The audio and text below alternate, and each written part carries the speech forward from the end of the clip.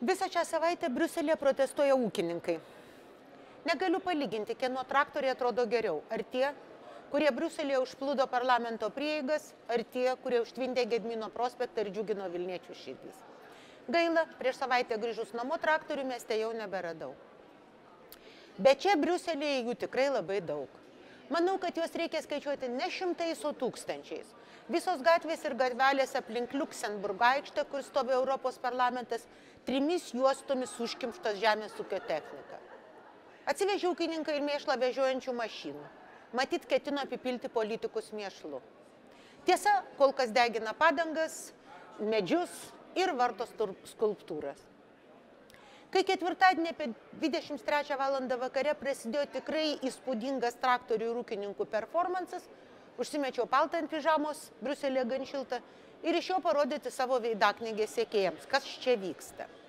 Renginys vyko visą naktį ir kas valandą, bent po 10 minučių traktoriai baubė tiesiog po mano langais. Jau ryte į darbą irgi keliavau tankios traktorių sienos šešėlyje. Visą kitą mėnesį keletą šio renginio gyvų transliacijų taip ir liks mano paskyrose, kur galėsite jas pamatyti. Pasakysiu iš karto. Man šis ūkininkų performansas patiko. Na, išskyrus tai, kad nereikia deginti medžių ir skulptūrų vartyti. Na, ir nereikia deginti padangų. Netruputėlį nesinervinau dėl to, kad visą naktį vos užmigus vėl tekdavo pabusti. Wikipedija skelbia, kad performanso žanras paplito praėjusio šimtmečio 8-ame dešimtmetyje. Galiu paliudyti, kad už savo laisvę mąstyti ir kalbėti kovoje jauni lietuviai tikrai apytikrai tuo metu ėmėsi trumpalaikių teatrališkų veiksmų, kuriuos atlikdavo dažnai apstulbusių žiūrovų akivaizdoje. Buvo, tarkime, toks. Kokiais 78-79 metais 17-metis Vilniaus 22 vidurinės mokyklos 11-okas Antakalnio žiede įlipa į troleibusą ir savo pėdomis pasikabina žemyn galvą nuo strypo, skirto keleiviams laikytis troleibusų judant. Pasikabinęs, garsiai skanduoja rusų futuristo Vladimiro Majakovskio eilėraščio žodžius: "Vilku aš išgraužčiau biurokratizmą." Šis ir nemažas skaičius kitų jaunųjų, dabar vadinamų kontrkultūrinės Lietuvos disidentinės bendruomenės atstovų, tokius performansus praktiškai visada užbaigdavo Vasaros gatvės pirmajame skyriuje. Na, ten, kur sovietmečiu veždavo sunkiausius psichinius ligonius. Negaligi sveikas žmogus nesidžiaugti gyvenąs plačioje šalyje, kur taip laisvai žmogus kvėpuoja. Nežinantiem pasakysiu, kad daina su šiais žodžiais buvo privalomas sunkiųjų darbų Vorkutos lageriuose refrenas, apie ką man nekartą pasakojo tėvelis. Tuomet sovietuose tokie performansai reiškia diagnozę: šizofrenija, socialiniai motyvai ir prievartinis sveikų žmonių kankinimą visokiais galapiridoliais ir panašiais šlamštais. Lietuvoje tokiai baudžiamai psichiatrijai kelius tiesi specialistus, kabutėse ją įrengė liūdos atminties psichiatras Algirdas Dembinskas, kurį jo darbus tęsiantis kolegos vos prieš 7 metus drąsiai vadino iškilių gydytojų ir nei daugiau, nei mažiau humanistinės krypties psichiatrijoje pradininku. Paliksiu tos ciniškus kliedesius anų sąžiniai, bet viliuosi, kad bent 34-aisiais Lietuvos nepriklausomybės metais anie išmoko vis dėlto skirti laisvo žmogaus kalbėjimą nuo psichinės ligos ir nebetaiko sveikiems žmonėms insulininių komų, kurias jų humanistas Dembinskas propagavo. Galite paklausti, koks sąryšis tarp šių iš pirmo žvilgsnio tokių skirtingų reiškinių? Panašus palyginimas absoliučiai aiškiai demonstruoja, ko skiriasi laisva demokratinė vakarų visuomenė ir totalitarinė ar autoritarinė diktatūra. Pirmu atveju visi turi teisę kovoti už savo teises, interesus ar net įnorius. Antru, bet koks veiksmas, kuris leidžia valdžiai žvelgti mažiausią nepritarimą jos skelbiamai generaliniai linijai, yra sutinkamas arba kaip priešo įtaka, arba kaip dembinskinės humanistinės psichiatrijos išraiška. Šiaip visam pasaulyje ją vadina baudžiamoji sovietinė psichiatrija. Tad pirma, tikrai džiaugiuosi gyvenanti ten, kur visi turi teisę protestuoti, kalbėti, piktintis ir arba agituoti.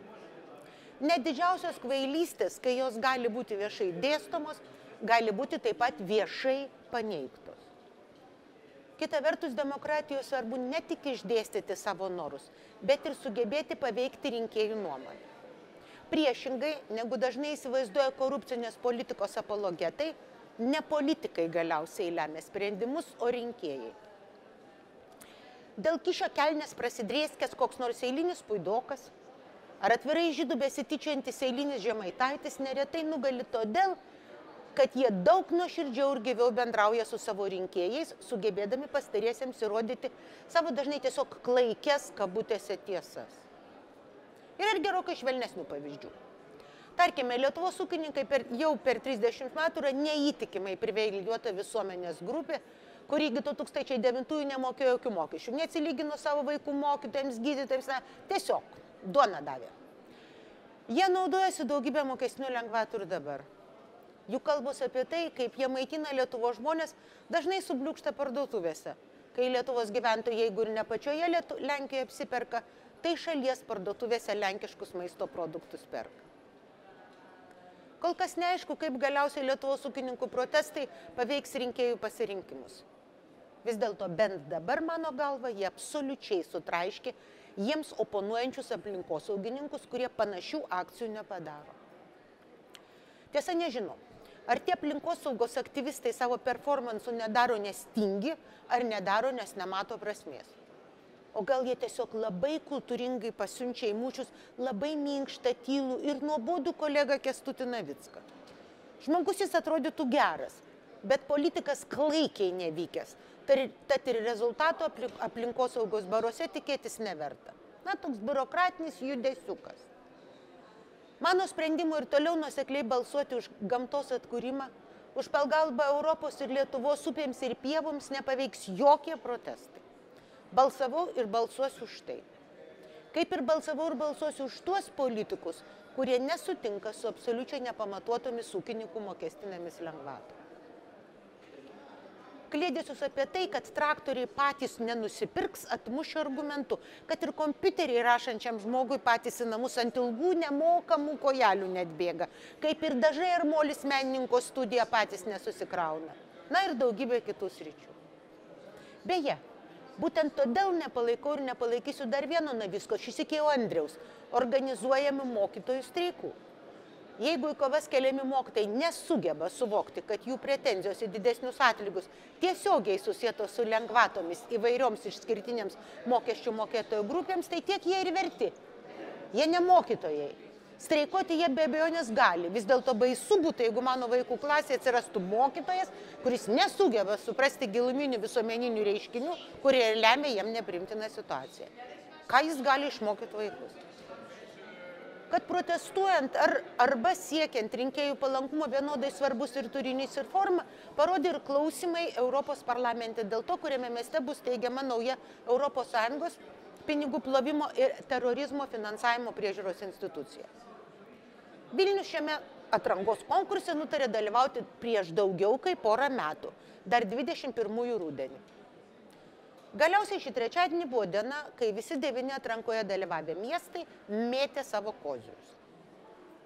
Lietuvos finansų ministrė Gintarė Skaistė ir jos pavaduotojas aiškino, kad Vilnius turėtų būti pasirinktas dėl gerų rezultatų pinigų plovimo ir terorizmo prevencijos srityje, 10 000 aukščiausios klasės informacinių technologijų specialistų ir itin puikios finteko reguliavimos patirties.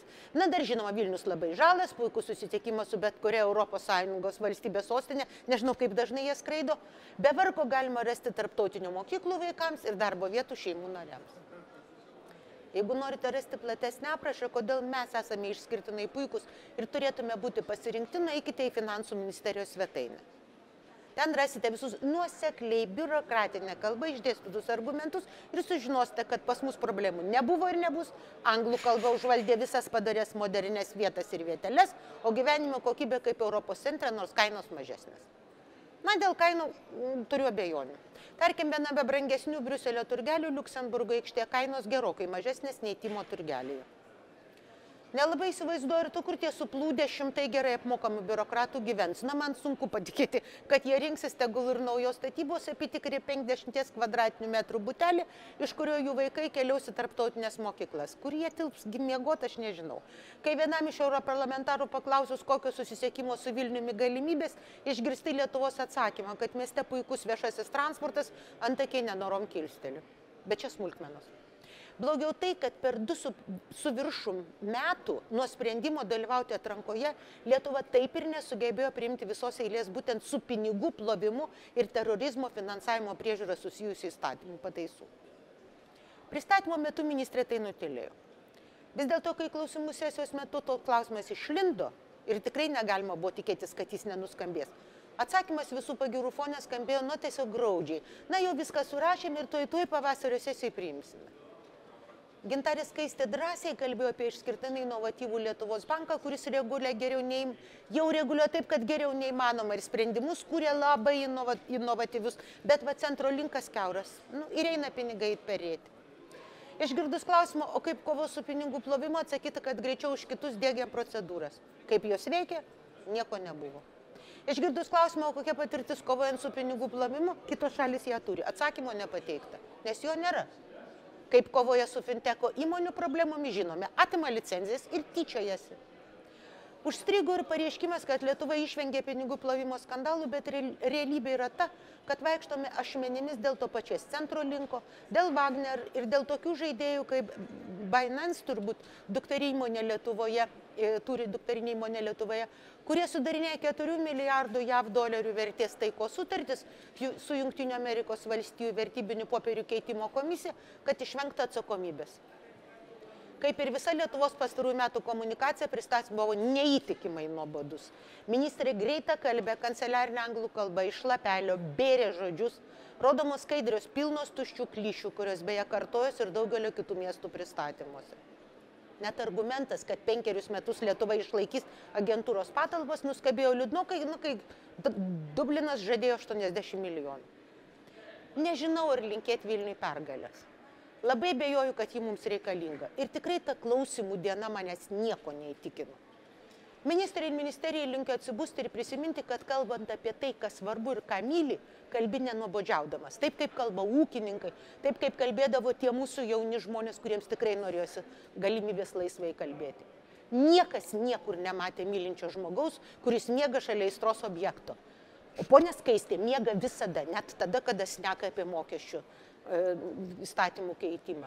Kol miegame, agentūros, tikėtina, kursis kitur.